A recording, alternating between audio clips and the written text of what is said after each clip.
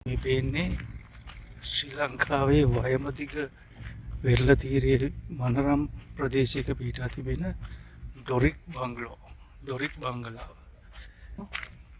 Frederick නෝත් ක්‍රාණුකාරයා විසින් සාදානිම කළ බවයි සඳහන් වෙන්නේ. මෙය දෙමහල් ගොඩනැගිල්ලක් විදියට සාදා තිබෙනවා. නමුත් දැන් මේක ඉතාමත් ගරා වැටෙන ස්වරූපයක් තමයි පෙනෙන්නට තිබෙන්නේ.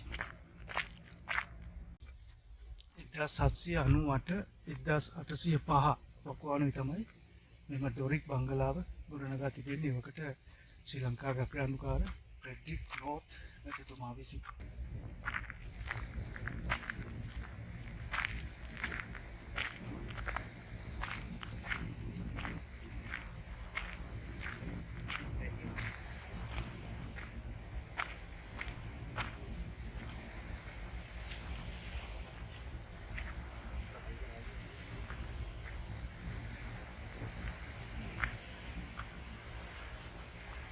නිකුත් වසර ගණනාවක පාරිසරික සාධක හේතුවෙන් මේ ගරා වැටී තිබෙනවා පමණක් නොවේ, එය මුහුදට සේදී යන තත්ත්වයක් තමයි පෙන්වන්නට තිබෙන්නේ.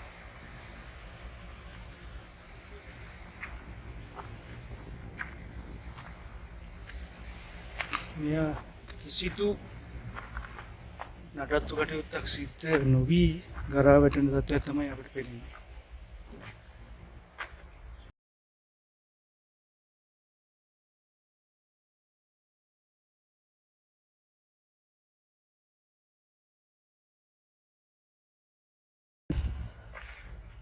අරුක්කු මේ දෙමහල් ගොඩනැගිල්ල ඉතාම මේ දැන් තියෙන තත්ත්වයෙන් වුණත් අපිට හිතා ගන්න පුළුවන් මේක කොයිතරම් අලංකාරව තිබෙන්නද නැද්ද කියලා. මේක තව ඉදිරියට තියෙනවා. මේ පැත්තටම මේ බිල්ඩින් ගොඩනැගිලි තිබිලා තියෙනවා. මේ මුහුදට නිරා ගිය කොටසක ඉතාමත් අලංකාර විදියට එවකට බ්‍රිතාන්‍ය ගෘහ නිර්මාණ ශිල්පයේ අනගි නිමාවක් කියලා කියන්න පුළුවන්.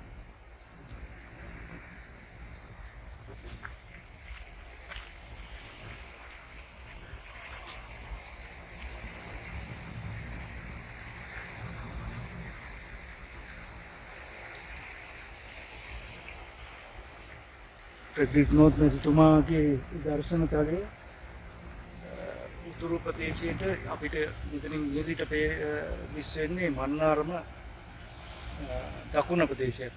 මන්නාරම් දකුණ මුහුදු ප්‍රදේශය. මේ ඉදිරියෙන් පෙනෙන්නේ ශ්‍රී ලංකාවට වයඹදිග මුහුදු ප්‍රදේශය. මේ ප්‍රදේශයෙන් තව ටිකක් ඉදිරියට ගියාම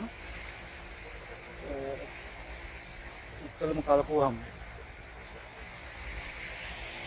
වසර 200ක පමණ ඉතිහාසයක් තියෙන මෙවැනි පෞරාණික ගොඩනැගිලි බෝට් ලෑල්ලකින් පමණක් වෙන් කර මේ පෞරාණික ස්ථානයක් කියා නම් කරනවට වඩා මේ ගොඩනැගිලි තවදුරටත් ගරා නොවැටි යම්කිසි පිළිසකර කිරීමක් සිදු කර පවත්වාගෙන යෑම ඇත්තටම බලධාරීන්ගේ වගකීමක් වෙනවා.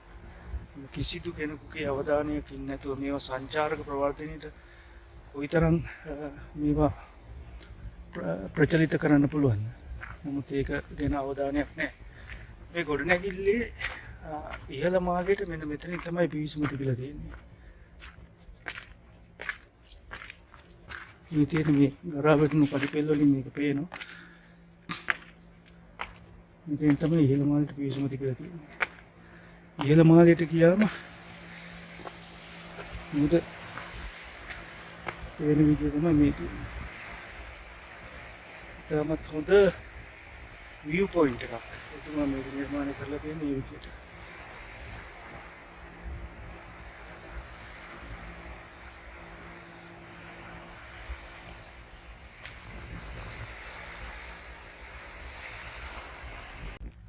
මේ පොළේ ගොඩක් තියෙනවා මේ සිප්පි කොටස්. මුතු ජීවීන්ගේ යම්කිසි කොටස් වලින් තමයි මේ ප්ලාස්ටර් එක යොදා තිබෙන්නේ කියලා.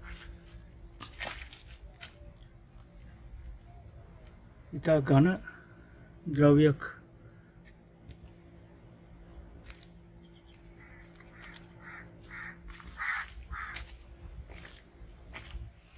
මේක තව ඉස්සරහට තිබිලා තියෙනවා. දැන් මේ ඉතිරිලා තියෙන කොටසනේ. දැන් මේ තියෙන්නේ. මේ ඉස්සරහ තියෙනවා තවත් පින් කොටස්.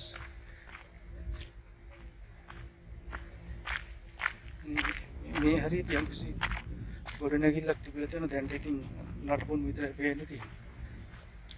ඩොරික් බංගලාව. මොනරම් බංගලාවක් විදිහට මේක අතීතයේ තියෙන්නේ නැති. මේ ප්‍රදේශයේ දැන් තමයි ජනාවාස වීගෙන එනවා. ජනාවාස වෙලා තියෙනවා. නමුත් ඩොරික් බංගලාව මුහුදට පේන, ඒ කියන්නේ වැල්ල පැත්තෙන් බැලුවම පේන විදිහ තමයි මේ තියෙන්නේ.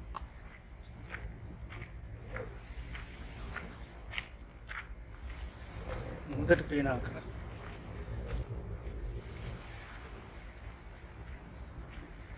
මේ හරියටත් මම හිතන්නේ මේ වර්ගම් කාලේ වතුර මුහුදු වතුර එනවා.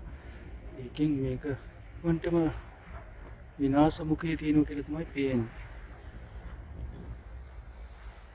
මේක වහලයක් ගහලා මේ තවදුරටත් මේ පාෂාණ කොටස් ගඩොල් විනාශ වෙන්නට පෙර තාමත්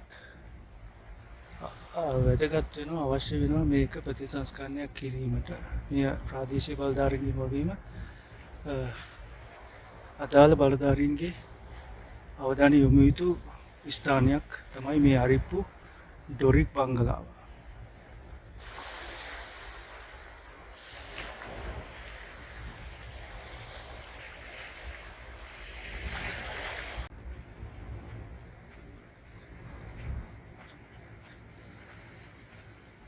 මේ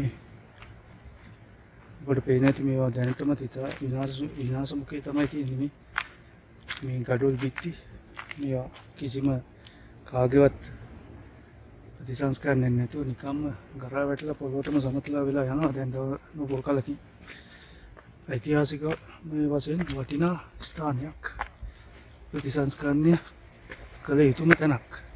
අඩු ගානේ මේ ස්වරූපයෙන්වත් මේක ප්‍රතිසංස්කරණය කරොත්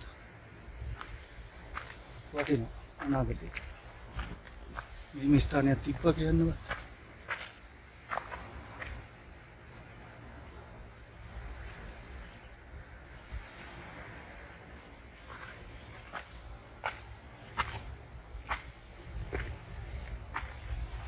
මේ පාෂාණ කොටස් අර සිප්පි කටු වෙන අර උණුගල් කොටස් මිශ්‍ර කරලා තමයි මේ පාෂාණ එකකට හදලා තියෙන්නේ.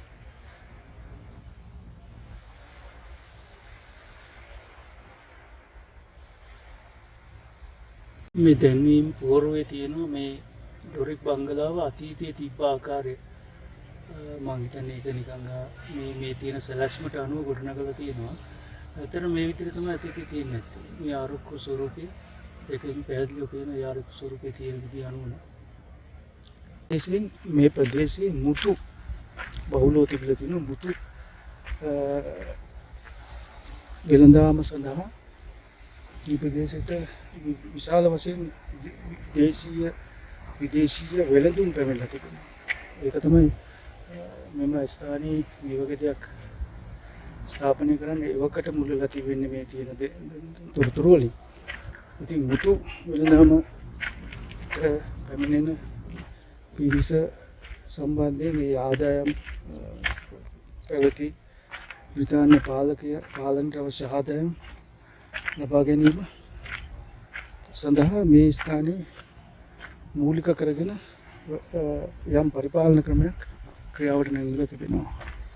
ඔබත් මේ පරිසරයේ විඳ ගන්න ඉන්න මේක කොළඹ ප්‍රදේශයේ සිට පැමිණෙනවා නම් නොච්චියාගමට ඇවිල්ලා නොච්චියාගමෙන් මන්නාරම් පාරට ඇවිල්ලා සිලාවතර හරහා මෙතෙන් ස්ථානයට එන්න පුළුවන් අරිප්පු ප්‍රදේශයට. එහෙම නැත්නම් මන්නාරම කිට්ටුවට ගිහිල්ලා වංකාලෙන් හැරිලා කිලෝමීටර් 23ක් යනකොට මේ ස්ථානයට දැක ගන්න පුළුවන්.